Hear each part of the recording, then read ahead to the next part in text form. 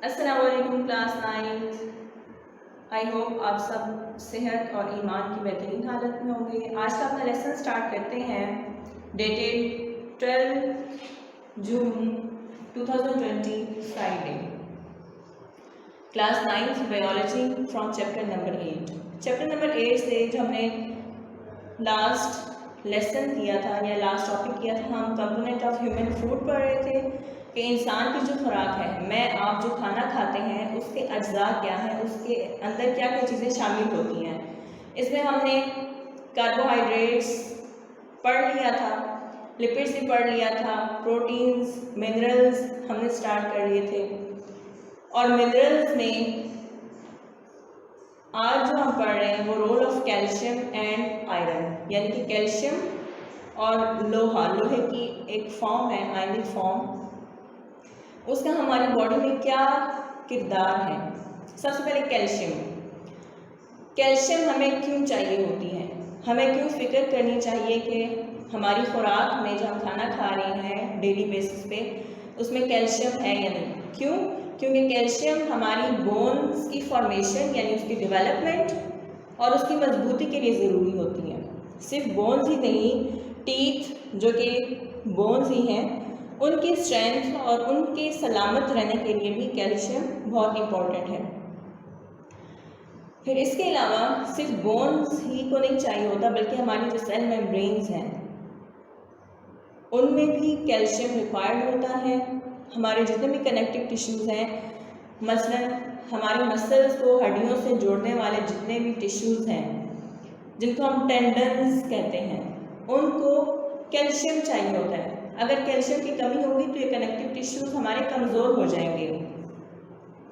और इसीलिए आपने देखा होगा कि कुछ लोगों के मसल्स रिपीटेडली अपनी जगह से डिस्प्लेस हो जाते हैं।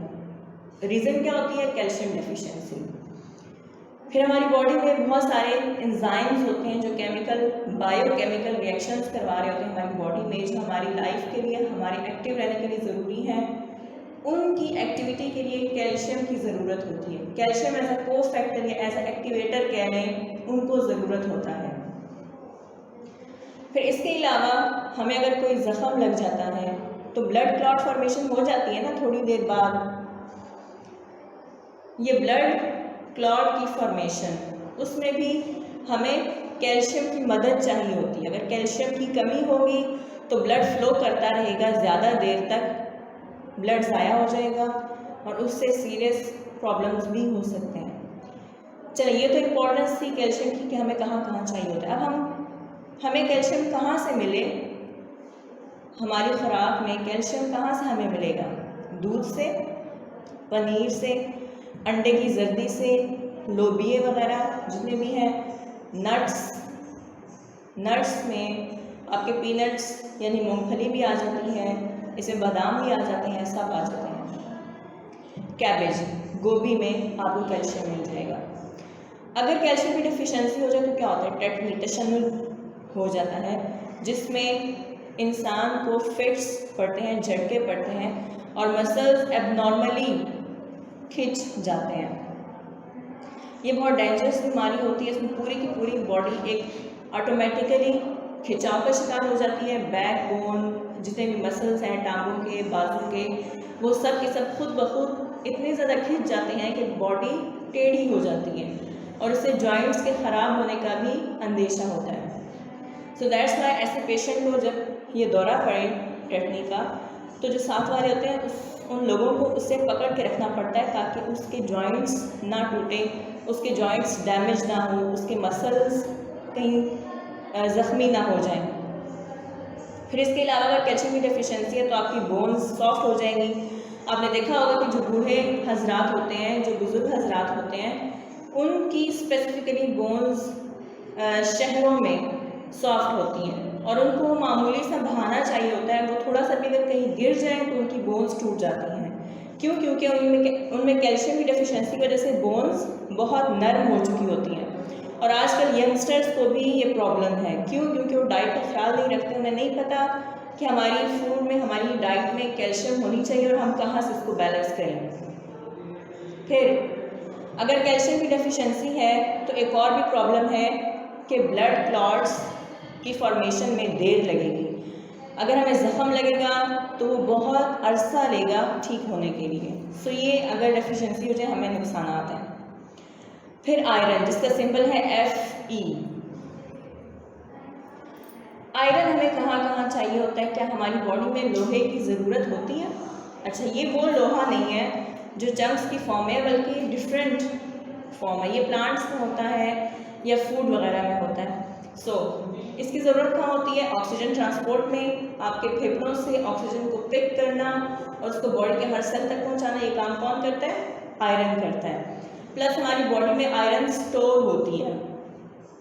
जब कभी हमारे एक्सटर्नल एनवायरनमेंट में या बहुत तेज़ एक्टिविटी की वजह से सप्लाई शॉर्ट हो जाए ऑक्सीजन की, तो जो बॉडी में स्टोर्ड ऑक्सीजन है वो यूटिलाइज होती है। इसको स्टोर कौन करता है? आयरन।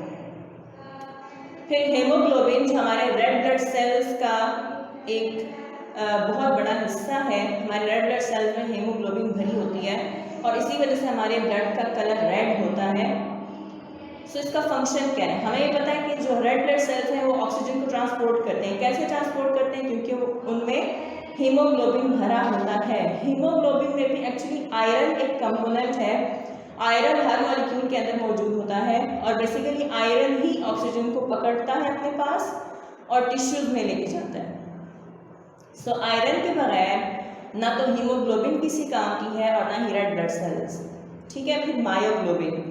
हेमोग्लोबिन तो रेड ब्लड सेल्स में मौजूद है, लेकिन मायोग्लोबिन भी इसी तरह का, हेमोग्लोबिन ही की तरह की प्रोटीन है।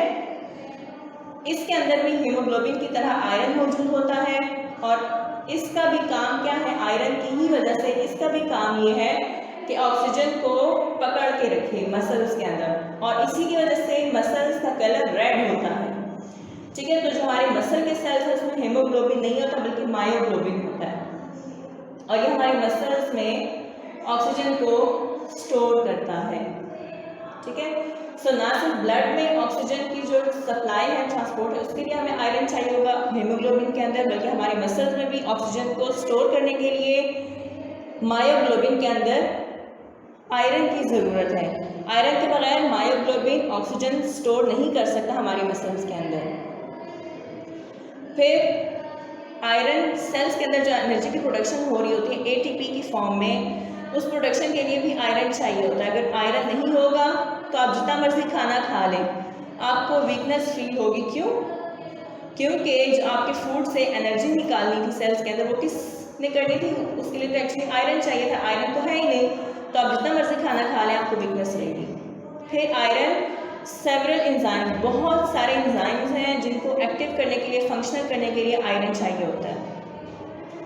फिर आपको आयरन मिलेगी कहाँ से? किधर से आप आयरन खाएं? लोहा तो आप तोड़ के खा नहीं सकते। कहाँ से आपको आयरन मिलेगी? Red meat. याद रखिए, चिकन का जो मीट होता है वो चूंकि बिल्कुल वाइट होता है, उसमें कोई आयरन नहीं होता। अगर चिकन में आयरन है भी तो सो कॉल्ड देसी मुर्गी, जिसको देसी डाइट दी जाती है, वेजिटेबल्स या सीरियल्स वगैरह दिए जाते हैं, उसका गोश्त अगर आप देखें वो रेड या ब्राउन कलर का होता है। क्यों? क्योंकि उसने नेचुरल खुराक खाई होती है, उसके मीट में आयरन मौजूद है। लेकिन जो ब्रॉयलर चिकन है जो आप नॉर्मली यूज़ करते हैं, जिसका गोश्त सफ़ेद रंग का होता है, उसमें कोई आयरन नहीं होता। इस तरह से एग योक, अंडे की जर्दी जो ऑरेंज कलर की होती है या रेडिश कलर की होती है, नॉर्मली देसी मुर्गी की टाइप होती है, सो उसमें भी आयरन होता है। फिर whole wheat. Whole wheat means वो आटा जिससे आपने उसका एक कंपोनेंट होता है जिसको उर्दू में चोकर कहते हैं, उसको आपने सेपरेट ना किया, यानी कि बगैर छने हुए आटा अगर आपने छाना नहीं है और पूरे पूरा होल व्हीट आप यूज़ कर रहे हैं आटा, तो उसमें भी आयरन होगा। लेकिन अगर आप उसको छान ले तो उसमें जो नेचुरली चोकर मौजूद होता है, जो बहुत बड़ा स्टोरेज है आयरन का, बहुत सारे मिनरल्स का, बहुत सारे विटामिन का, तो फिर आपके पास आयरन अवेलेबल नहीं होगी गंदों में। याद रखें, होल व्हीट में जस्ट अवेलेबल होगी। फिर फिश एक बहुत बड़ा सोर्स है, पालक बहुत बड़ा सोर्स है आयरन का, सरसों, चाहे आप सरसों का तेल कुकिंग में यूज़ करें या किसी भी फॉर्म में। सो मस्टर्ड जो है ये आयरन का एक सोर्स है। फिर अगर आयरन की डेफिशिएंसी हो जाए तो क्या हो जाएगा? अच्छा, आयरन की डेफिशिएंसी दुनिया में जो जितनी भी डेफिशिएंसी है न्यूट्रिएंट्स की, उसमें जो सबसे ज़्यादा परसेंटेज है वो आयरन की डेफिशिएंसी है। अगर से डेफिशिएंसी हो जाएगी तो आपको एनीमिया हो जाएगा, मीन्स आपकी बॉडी में ब्लड कम हो जाएगा, आपकी रंगत जर्द सी हो जाएगी, आपका चेहरा मुरझाया मुरझाया लगेगा। क्यों? क्योंकि आप एनीमिक है, आप में ब्लड की कमी है। सो दैट्स वाई बहुत ज़्यादा इंपॉर्टेंट है कि हम इन चीज़ों का नॉलेज हासिल करें, इनको याद रखें, दूसरों के साथ शेयर करें और अपनी डाइट को बैलेंस रखने की कोशिश करें। बीइंग अ बायो स्टूडेंट, आपने आगे जाके प्रोबेबली मेडिकल की फील्ड में जाना है या फिर बायोलॉजिकल रिसर्च में जाना है, तो आपके अपने लिए बहुत ज़रूरी है कि आपके खुद नॉलेज में हो ये चीज़ें और आपके अमल में हो। आपको एक बैलेंस डाइट की इम्पोर्टेंस पता होनी चाहिए और आपने उसको प्रैक्टिस में भी लेके आना है। प्लस अपने रिलेटिव्स के साथ, फैमिली मेम्बर्स, फ्रेंड्स के सर्कल्स में इन चीज़ों को शेयर किया करें, और शेयर आप तभी कर सकेंगे जब आपको याद होगी। सो ये था आज का हमारा लेसन। अच्छी तरह से इसको प्रिपेयर कीजिएगा। नॉर्मली इनमें से एमसीक्यूज में क्वेश्चन आ जाता होता है या फिर एक शॉर्ट नोट आ जाता है कैल्शियम एंड आयरन के रोल पर कि हमारी बॉडीज में इनका क्या रोल है, डायरेक्टली या indirectly. So exam point of view से भी ये चीज़ें आपको बहुत हेल्प करेंगी। लेसन अच्छी तरह से प्रिपेयर कीजिएगा। इंशाल्लाह नेक्स्ट लेसन में हम नेक्स्ट टॉपिक के साथ मिलेंगे। अपना ख्याल रखिएगा, दुआ में याद रखिएगा। अल्लाह हाफिज़।